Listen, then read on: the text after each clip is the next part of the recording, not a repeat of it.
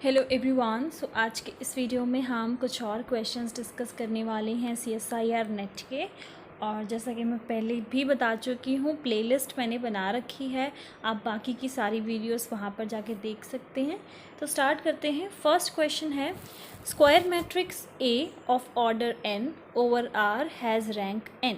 And कुछ options given है, हमें करेक्ट ऑप्शंस को पता करना है। सो फर्स्ट ए हमें जो मैट्रिक्स गिवन है वो स्क्वायर है, मतलब n क्रॉस n की मैट्रिक्स है एंड रैंक भी उसकी n ही है। तो फर्स्ट जो है स्टेटमेंट है, ए का ट्रांसपोज की रैंक भी n होगी।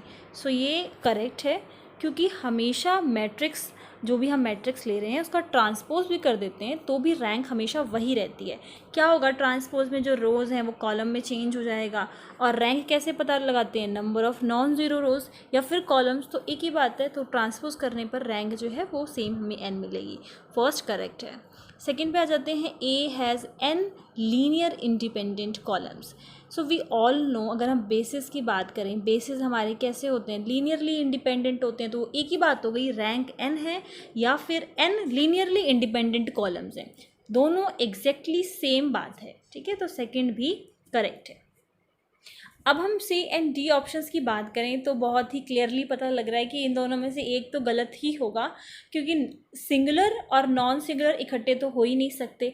मैं आप लोगों को लर्न करने का भी एक तरीका बता देती हूँ। अगर आपको कन्फ्यूजन हो जाती है कि सिंगुलर में क्या होता है और नॉन सिंगुलर में क्या होता है, तो आप इस तरीके से याद रख सकते हैं इसको। सिंगुलर मतलब वन, कोई भी चीज़ एक है, सिंगल है, सिंगुलर। तो हमेशा ज़ीरो सिंगुलर के केस में डिटर्मिनेंट क्या आना चाहिए, ज़ीरो, और कुछ नहीं आ सकता। और नॉन सिंगुलर अपोजिट, मतलब नॉट इक्वल्स टू ज़ीरो होता है तो नॉन सिंगुलर हो जाएगा। नॉन सिंगुलर में मतलब एक नहीं हो सकता। तो अगर ज़ीरो नहीं है तो हमारे पास काफ़ी सारी पॉसिबिलिटीज़ हैं डिटर्मिनेंट आने की। तो सिंगुलर में मतलब सिंगल, ज़ीरो डिटर्मिनेंट अगर आता है तो वो हो जाएगा सिंगुलर मैट्रिक्स। तो ये बहुत ही अच्छा तरीका है इसको याद रखने का। अब हम दोनों को चेक करते हैं, और सबसे अच्छा तरीका, अगर हमें डिस्कार्ड करना है कोई एक ऑप्शन, तो सिंपली हम एक मैट्रिक्स ले लेते हैं। सो हमने 3x3 की मैट्रिक्स ले ली, और बट ये ध्यान रखना है कि जो भी कंडीशंस क्वेश्चन में गिवन है वो सब सेटिस्फाई हो रहा हो। अब रैंक जो भी ऑर्डर था वही सेम रैंक है। ठीक है, मतलब जो भी मैट्रिक्स हमें गिवन थी उसका जो भी ऑर्डर था वही उसकी सेम रैंक थी। तो इसका मतलब अगर मैंने 3x3 की मैट्रिक्स ली है तो रैंक भी उसकी 3 होनी चाहिए। तो इसी टाइप की हमने एक मैट्रिक्स ली है। हमेशा आप जब भी ऐसे काउंटर एग्जाम्पल्स लेकर ऑप्शंस को डिस्कार्ड करने की कोशिश करते हैं तो सबसे सिंपल एग्जाम्पल्स हमें लेने चाहिए, और ये इससे बेटर सिंपल एग्जाम्पल्स हमें और क्या मिलेंगे।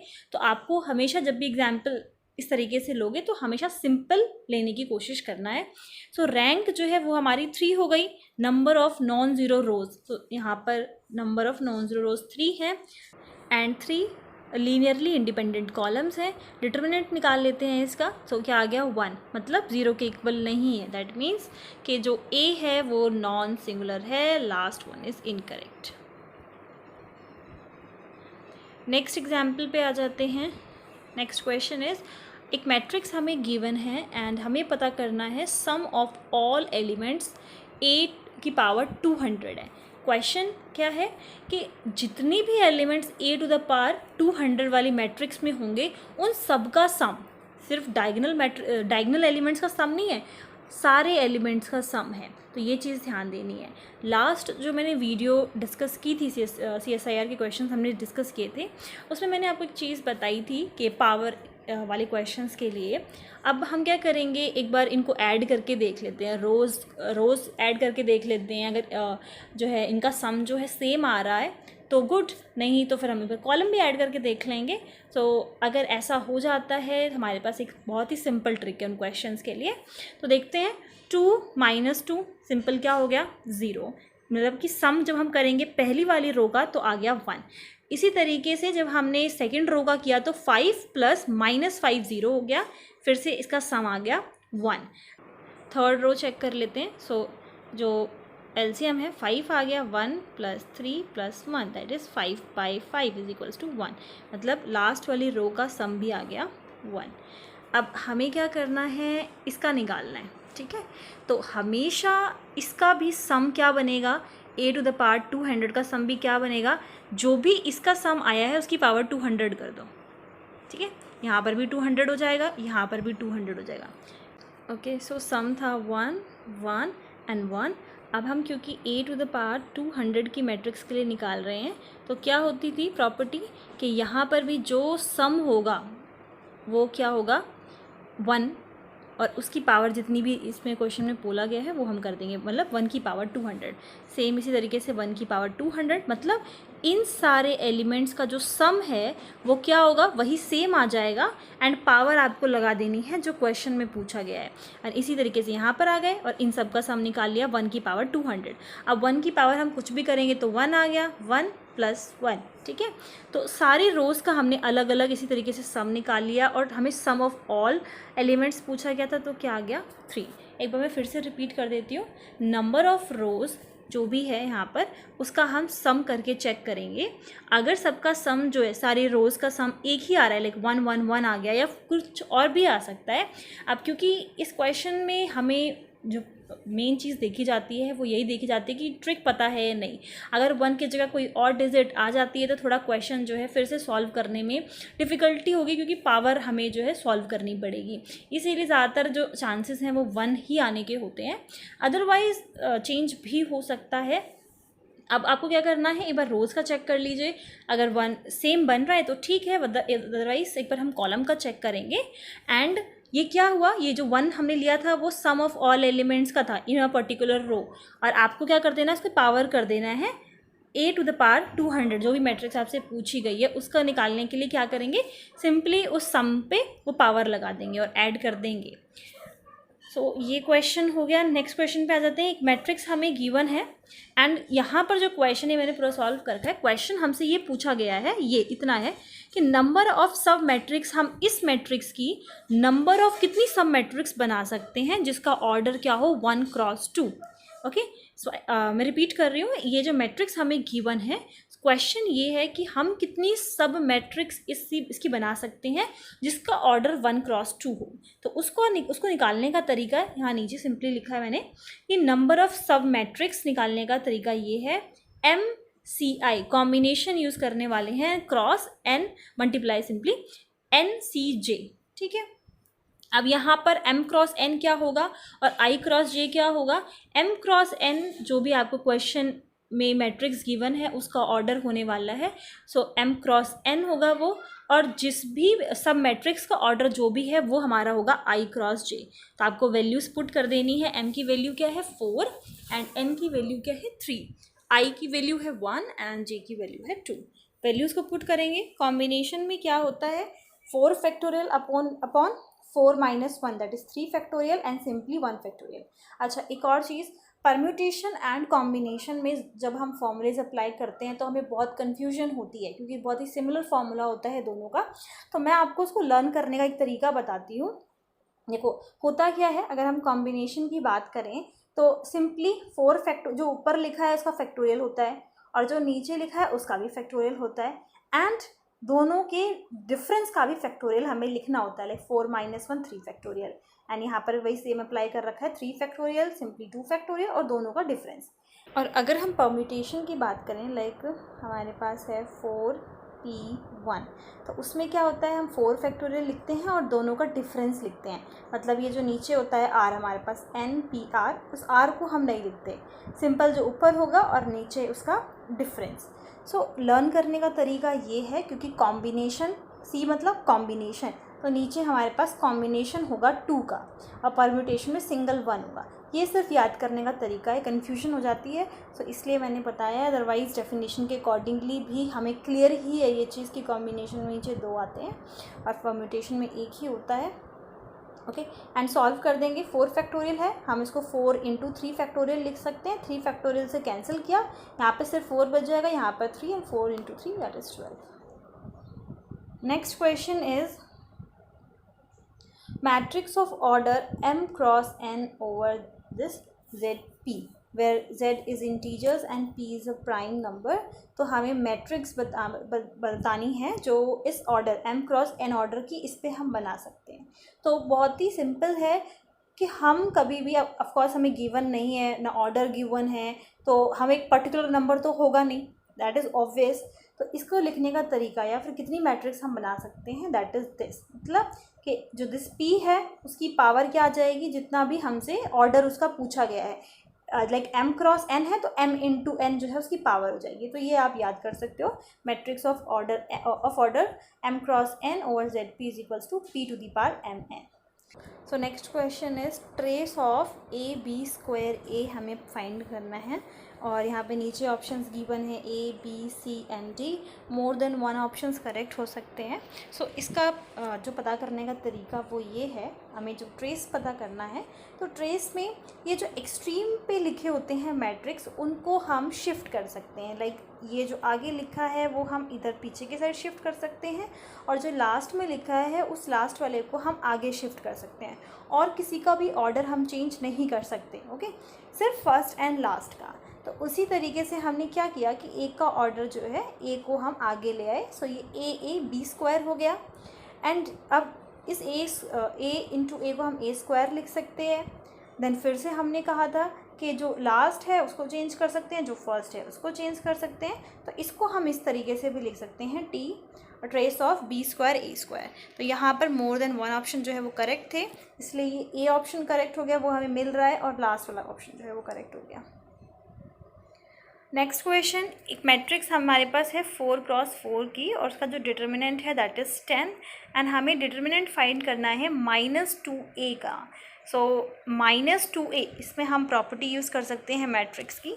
डिटर्मिनेंट अगर 10 है और हमें -2a का फाइंड करना है, सो जो स्केलर क्वांटिटी है लाइक दिस, जो भी मैट्रिक्स में क्या होता है कि जो भी ये जो n है वो उसका ऑर्डर के अकॉर्डिंगली हम बाहर कर लेते हैं, ठीक है, कि जितना भी इसका ऑर्डर होएगा उतने टाइम्स वो स्केलर जो है बाहर आ जाएगा, ये प्रॉपर्टी होती है। अब -2 स्केलर है वो हमने बाहर कर दिया, और टू द पावर n आ जाएगा उस पर, कि मतलब मैट्रिक्स जितने भी ऑर्डर की होगी वो उसकी पावर आ जाएगा, क्योंकि उतने टाइम्स हमने इसको कॉमन लिया है ना एलिमेंट को। सो जो मैट्रिक्स थी वो 4 क्रॉस 4 की थी, तो n की वैल्यू 4 हो गई। डिटर्मिनेंट ऑफ a हमें ऑलरेडी गिवन था, दैट इज़ 10, और हमारे पास आंसर आ गया 160। नेक्स्ट क्वेश्चन इज़, दो मैट्रिक्स गिवन है हमें, और वो दोनों मैट्रिक्स स्क्वायर मैट्रिक्स हैं, दोनों का ऑर्डर सेम है, such that A B is equals to B A is equals to 0, okay. तो ऑर्डर जो है दोनों का सेम था, दोनों स्क्वायर मैट्रिक्स थी, अगर हम ए इंटू बी कर रहे हैं या फिर बी इंटू ए कर रहे हैं तो हमें 0 मिल रहा है। देन ये जो है होल्ड कर रहा है, like A plus B to the whole power n is equals to A minus B to the whole power n। So हमें फाइंड करना है कि n जो है वो ऑड है या फिर इवन। तो इसको फाइंड करने का जो वे है, like a plus B to the whole power n is equals to, ये तो हमें ऑलरेडी गिवन था, और अगर हम इस ब्रैकेट को ओपन करें तो क्या हो जाएगा, a to the power n plus में b to the power n। Like अगर हम a प्लस b का होल स्क्वायर करते हैं तो क्या होता है, लाइक a स्क्वायर मिलता है, मतलब इस एलिमेंट में जो स्क्वायर होगा वो लगेगा, फिर बी स्क्वायर पे लगेगा, एंड 2ab, मतलब बीच की कुछ टर्म्स ऐसी मिलती हैं जिसमें प्रोडक्ट होता है दोनों का, तो a की पावर n b की पावर n, और कुछ हमें एलिमेंट्स ऐसे मिलेंगे जिसमें दोनों का प्रोडक्ट होगा, एंड सेम यहाँ पर, okay. So minus b to the power whole n, और ये हमने ले लिया कुछ मल्टीपल्स जो भी आएंगे। अब क्योंकि a b and b a ये हमें गिवन था कि 0 है, सो इन दोनों टर्म्स को यहाँ लेफ्ट हैंड साइड से छोड़कर और राइट हैंड साइड से इन दोनों को छोड़कर बाकी के सारे जो है वो 0 हो जाएंगे। एंड अगर हमें ये जो कंडीशन है वो सेटिस्फाई कर रही है तो कौन से केस पे सेटिस्फाई करेगी, इफ़ ये जो कंडीशन लिखी है वो सेटिस्फाई कर रही है तो कौन से कंडीशन पे करेगी, अगर ये -b की जगह पे b हो जाए, है ना। और वो कब होगा, जब पावर इवन होगी, n यहाँ पर क्या होगा, इवन होगा, तभी वो -b को b में कन्वर्ट कर देगा। दैट मीन्स कि जो n ऑड है या फिर इवन, ये हमें पता करना था, तो n कैसा होगा, इवन।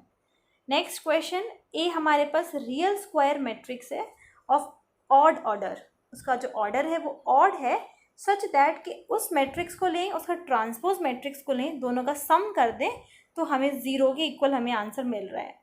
सो हमें पता करना है, ये कुछ ऑप्शंस हमारे पास गिवन है। पहला ऑप्शन गिवन है कि ए जो है वो सिंगुलर होगा, या सेकंड ऑप्शन है ए जो है वो नॉन सिंगुलर होगा, थर्ड जो है ए प्लस ई का ट्रांसपोज जो है नॉन सिंगुलर होगा। नन ऑफ दीज, इस टाइप के ऑप्शंस हमें गिवन है। सो हम क्या करेंगे कि ये पता करने के लिए जो भी हमें गिवन है वो हम उसको लेकर चल रहे हैं। अगर मैं ट्रांसपोज इस ए मैट्रिक्स को राइट हैंड साइड पे शिफ्ट कर दूँ तो ये आ जाएगा A transpose is equals to minus A, and दोनों साइड डिटर्मिनेंट ले लें तो ए, इस दोनों साइड डिटर्मिनेंट आ गया और इस नेगेटिव को हमने जो है बाहर कर दिया, ठीक है, क्योंकि वही फिर से मैट्रिक्स की वही सेम प्रॉपर्टी कि जो स्केलर है वो हमने बाहर कर दिया है। एंड यहाँ पर बाहर क्यों लिया, अब हमें कैसे पता हो सकता है कि E1 हो तो -1 टू द पावर E1 जो है 1 बन जाएगा, तो बट ऐसा इसलिए नहीं हुआ क्योंकि हमें गिवन था कि जो मैट्रिक्स है वो ऑड ऑर्डर की है, मतलब -1 की पावर जो भी n हुआ होगा वो ऑड था, तो सिंपली माइनस आ गया। अब हम इसको राइट हैंड साइड पे सॉरी लेफ्ट हैंड साइड पे शिफ्ट करेंगे तो ये हो जाएगा 2 times A determinant is equals to 0। अब क्योंकि अब 2 को उधर शिफ्ट कर दो, ए का डिटर्मिनेंट क्या आ गया, 0 आ गया, और 0 आ गया दैट मीन्स सिंगुलर है, मतलब एक, जैसे कि मैंने आपको लर्न करने का तरीका बताया था। तो जो ऑप्शन करेक्ट है that is a is singular. Next question है, यहाँ पे कुछ स्टेटमेंट हमारे पास गिवन है और हमें करेक्ट इनकरेक्ट पता करना है। सो पहला है कि हमने ट्रांसपोज किया, फिर जो है उसका डिटर्मिनेंट निकाला, यहाँ पर ट्रांसपोज आएगा, और then second right hand side पे लिखा है कि डिटर्मिनेंट निकालने के बाद ट्रांसपोज किया। सो ये करेक्ट है।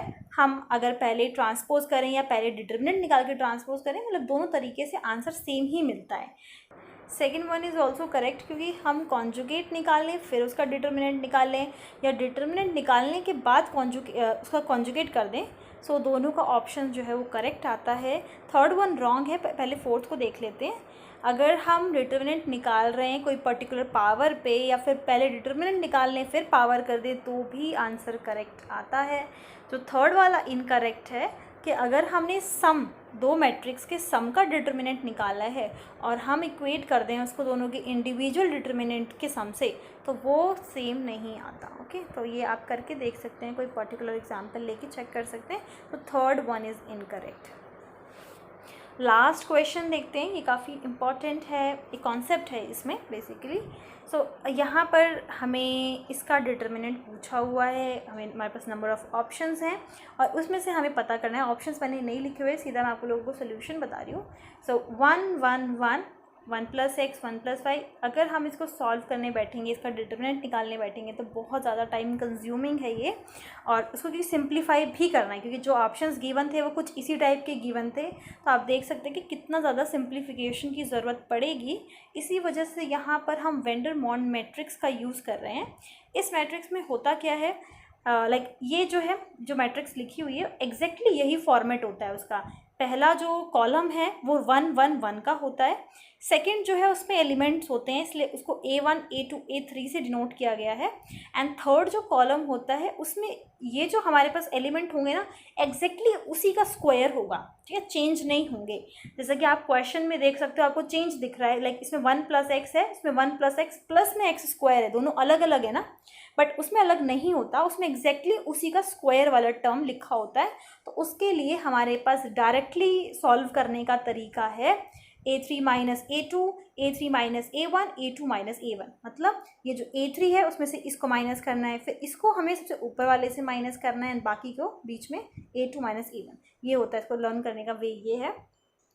सो हम इसको कैसे सॉल्व कर सकते हैं, सिंपली अब हमें एक छोटा सा काम तो ये करना ही होगा, क्योंकि हमें उस फॉर्मेट में नहीं गिवन, तो हमें चेंज करना होगा। सो हम फॉर्मेट कैसे चेंज करेंगे, हम इसमें से थर्ड कॉलम में से हम सेकंड कॉलम सब्ट्रैक्ट कर देंगे। सो 1 + x + x² -1 एंड -x, तो ये जो दोनों टर्म्स हैं ये कैंसिल हो जाएंगे, सिर्फ x² बच जाएगा, ये आ जाएगा, ठीक है। कॉलम 3 में से कॉलम 2 सब्ट्रैक्ट कर रहे हैं, सो हमारे पास ये आ जाएगा। अगर आप कॉलम 2 से कॉलम 3 सब्ट्रैक्ट करते हो तो ये नेगेटिव का x² हो जाएगा, एंड फॉर्मेट जो है वो सेम नहीं रहेगा, इसीलिए थर्ड से सेकंड को सब्ट्रैक्ट किया गया है। अब देखेंगे जो फॉर्मेट बन रहा है वो एग्जैक्टली जो है वो ठीक बन रहा है। तो यहाँ पर देखो, पहले में ये तो हमारा चेंज हो गया, x² y² एंड z²। अब हमें क्या चेंज करना है, अभी भी सेम प्रॉब्लम आ गई है यहाँ पर ये नहीं है, ये तो चेंज, अभी फिर से चेंज करेंगे, एक और ऑपरेशन लगाने के बाद ही आया है। यहाँ पर क्या बच जाएगा, फिर से वही 1 + x। अभी तो हमने सिर्फ कॉलम थर्ड में चेंजमेंट की है, कॉलम सेकंड की स्टेटमेंट रहती है तो चेंजमेंट रहती है, सेम हम वही करेंगे, सब्ट्रैक्ट कर देंगे। सो 1 + x - x, मतलब सेकंड में से फर्स्ट कॉलम के रोज़ के एलिमेंट को, फर्स्ट कॉलम के एलिमेंट्स को सब्ट्रैक्ट कर देंगे और ये वाला भी चेंज हो जाएगा।